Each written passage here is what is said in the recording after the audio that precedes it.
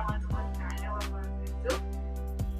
Saya Nur Syafiqah binti Muhammad, pelajar PDPP ambilan Oktober. Untuk hari ini, insyaAllah saya akan membuat satu video amali tentang teknik berkayak. Jadi ini adalah penilaian alternatif bagi camp untuk bina insan buruk. Baik, pertama sekali kita akan perkenalkan dahulu alatan yang digunakan semasa berkayak. Yang pertama sekali kita perlukan ialah jaket keselamatan. Kita perlukan jaket keselamatan untuk dipakai semasa berkayak. Kita perlukan safety first. Yang kedua, kita perlukan pendayung. Ini contoh pendayung yang saya buat. Pendayung contoh ataupun sampel. Kemudian kita perlukan helmet. Ini hanya anggap sebagai helmet lah. Yang ketiga, yang keempat, kita perlukan kayak itu sendiri. Baik, seterusnya kita akan lihat kepada bahagian-bahagian anatomi untuk kayak dan pendayung. Yang pertama sekali ialah blade ataupun bilah mata dayung. Fungsinya adalah untuk mengaut air untuk menghasilkan pergerakan kayak yang lebih laju. Bilah yang terdapat pada dayung mestilah mempunyai bahagian depan dan bahagian belakang. Kemudian, bahagian yang kedua ialah shaft ataupun batang yang ada di tengah-tengah pendayung. Ia berbentuk bulat dan lurus. Ia merupakan bahagian untuk pemegang bagi pendayung. Seterus, bahagian yang ketiga ialah neck, iaitu leher pendayung. Bahagian ini ialah bahagian yang mencantumkan antara blade dan shaft. Seterusnya, yang keempat ialah drip ring, iaitu bulatan getah. Bahan ini yang diperbuat daripada plastik atau getah yang terletak berhampiran dengan neck. Fungsinya ialah untuk menghalang air daripada blade mengalir ke shaft dan membasahi tangan pendayung. Seterusnya, yang terakhir ialah tip, iaitu pelindung bagi mata pendayung. Ianya ialah satu kepingan logam yang berada di hujung mata pendayung dan sesetengah pendayung tidak mempunyai logam. Fungsinya ialah untuk melindungi mata pendayung daripada kerosakan akibat hentakan. Kebanyakan pendayung diperbuat daripada kayu, plywood, karbon, plastik ataupun fiberglass. Baik, seterusnya kita akan lihat pula kepada anatomi kayak. Baik, bahagian yang pertama yang kita perlu tahu ialah bahagian bow dan juga stern, iaitu bahagian muncung hadapan dan belakang kayak yang berbentuk tajam dan bulat. Bow ialah bahagian muncung hadapan, manakala stern ialah muncung bahagian belakang kayak. Fungsi utamanya ialah untuk memotong air dan memecah ombak selain menjadi panduan arah tujuan kayak. Yang kedua pula ialah hull, iaitu dinding lantai kayak. Ia mempunyai bentuk yang berbeza-beza bergantung kepada jenis dan kegunaan sesebuah kayak. Seterusnya ialah toggle. Toggle ialah sejenis tali atau tempat pemegang yang terdapat di bahagian hujung bow dan juga stern. Fungsinya ialah untuk memudahkan untuk mengangkat sebuah kayak berpaut apabila terbalik dan mengikatnya di tebing. Bahagian yang lain ialah cockpit, iaitu ruangan tempat duduk kayak. Ruangan yang terletak di tengah-tengah kayak dan di antara foredeck dan aftdeck. Ia merupakan kawasan di mana pendayung diletakkan di dalamnya. Bahagian hadapan dan bahagian belakang boleh ditentukan dengan melihat kepada bahagian cockpit. Bahagian hadapannya berbentuk lebih kecil berbanding bahagian belakang.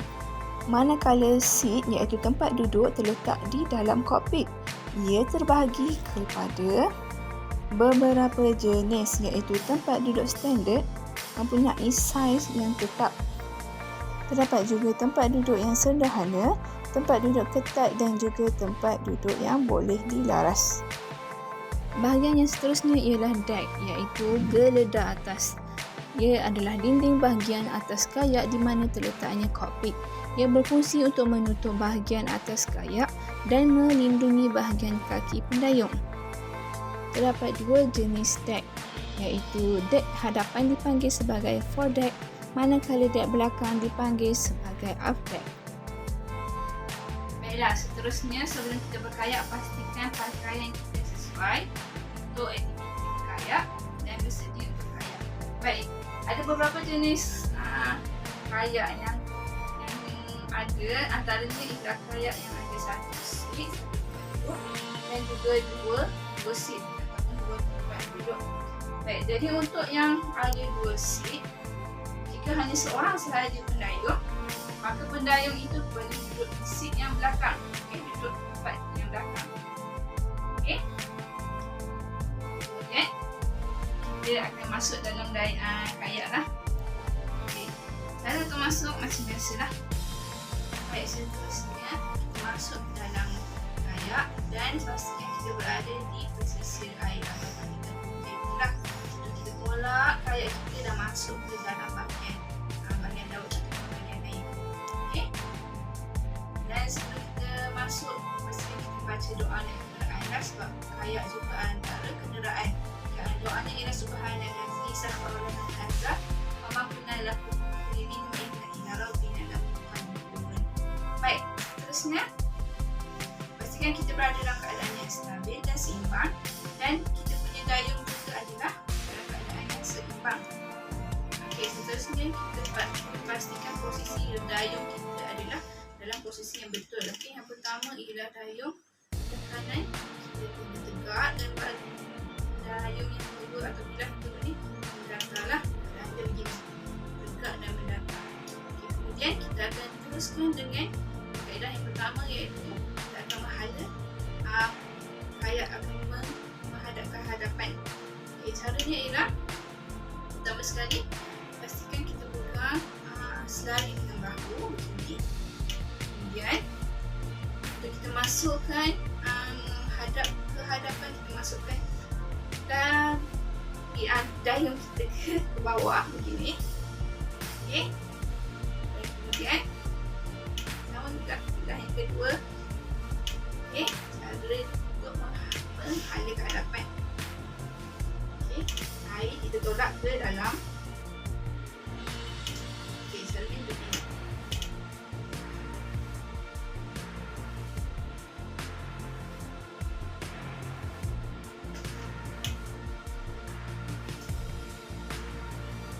Seterusnya, untuk kaedah yang kedua, kita akan bergerak ke belakang. Kayak akan bergerak ke belakang. Caranya, dayung ini akan ke depan.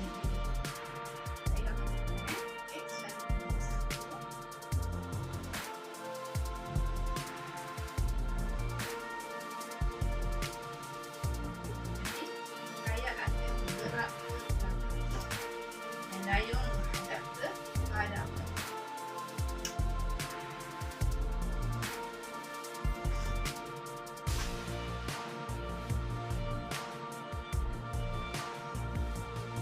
Baik, seterusnya kita akan pergi pada kaedah yang ketiga, iaitu kayak akan menghadap ke kanan. Akan pusing ke kanan. Caranya ialah bilah hanya satu bilah sahaja. Kemudian begini, dan kita tolak ke bawah. Hanya bilah satu bilah sahaja kita gerakkan ke bawah. Tolak air. Saya akan bergerak ke kanan. Untuk jangkauan yang besar, ini untuk jangkauan yang besar, kita gerak ke kanan.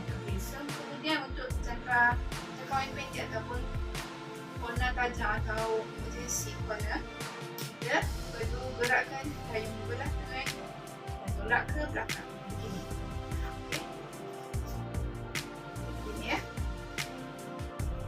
Dan tolak yang lebih kanan lah.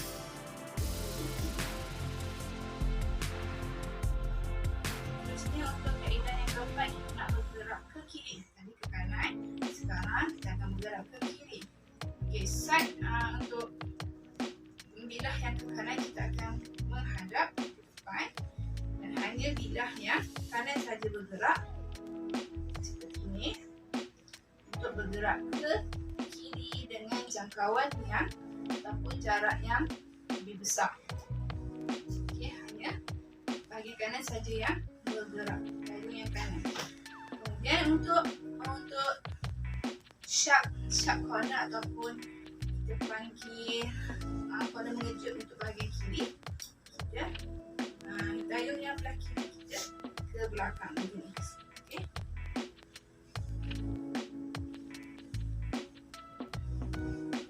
Sehinggalah dia bergerak ke kiri. Seterusnya kita akan tunjukkan beberapa isyarat semasa berkayak.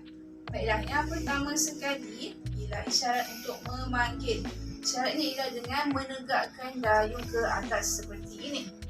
Dan bilah akan menghadap ke hadapan. Okay, ini untuk kita panggil ataupun minta bantuanlah.